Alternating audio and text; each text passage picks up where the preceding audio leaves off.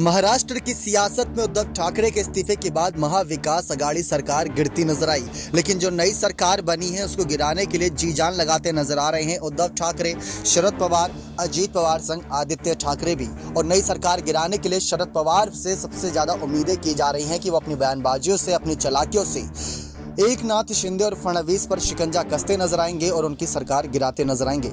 लेकिन इन सब के बीच आप सभी को बता दें कि शरद पवार ने अपने तीखे बयानों के साथ साथ ये भी बड़ा खुलासा किया था कि कैबिनेट विस्तार के बीच जब यहाँ पर मामला सामने आएगा तो इस मामले की खुलकर पोल खुलेगी और सरकार गिरती नजर आएगी, क्योंकि नाराज विधायक कहीं ना कहीं फिर से खेमा बदलते नजर आएंगे। ये सारी बातें शरद पवार ने कही थी। इसी के साथ साथ शरद पवार एनसीपी में फूट तक नहीं पड़ने दिए। ये बहुत बड़ी अपने आप में जानकारी है कि शिंदे गुट में काफी सारे विधायक, पार्षद के बाद सांसद भी शामिल हुए उद्धव गुट के, लेकिन एक भी विधायकों की खबरें सामने नहीं आई एनसीपी की। इस मजबूती के साथ एनसीपी को कहीं ना कहीं बांधे रखा है शरद पवार के फैसलों ने, अजीत पवार के बड़े कदमों ने। तो शरद पवार की खुली चुनौतियां, खुली धमकियां, एक तरीके से यूं कह सकते हैं कि उन्होंने बीएमसी चुनाव में भी हुंकार भर रखी है और लगातार जिलों का दौरा करते नजर आ रहे हैं उनके साथी विधायक। लेकिन देखना यही दिलचस्प है कि इस बार बीएमसी चुनाव में कौन बाजी मारेगा। लेकिन बीएमसी चुनाव से पहले सबसे ज्यादा दिलचस्प तो कोर्ट के फैसलों पर है कि कोर्ट का फैसला क्या आता है।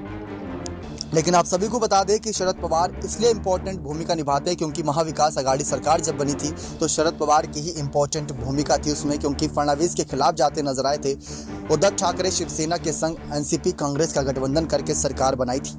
लेकिन जिस तरीके से शरद पवार ने जो बातें कही हैं वो बातें क्या जो दूसरा कैबिनेट विस्तार होगा उसमें सच होती दिखाएंगी, क्योंकि कई सारे ऐसे विधायक हैं जिनकी नाराजगी खबरें सामने आई थी जब कैबिनेट विस्तार हुआ था पहला, जिसमें 9 मंत्रियों के सामने नाम आए थे दोनों ही गुटों से, फडणवीस और शिंदे के। लेकिन उसके बाद महिलाओं को जगह नहीं दी गई थी, साथ ही साथ वहां पर ना ही जो बड़े विधायक थे जिनको उम्मीद थी कि पद मिलेगा उनको भी जगह नहीं मिली। तो शिंदे से उन सभी ने कहीं ना कहीं सिफारिश की है कि जनता के बीच अगर बने रहना है तो उनको भी कोई पद देना होगा।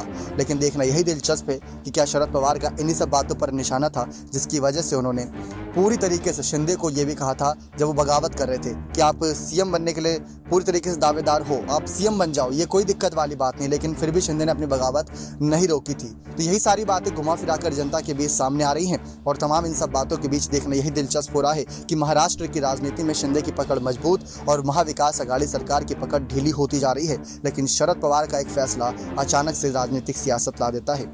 नेक्स्ट 9 न्यूज़ रूम की रिपोर्ट।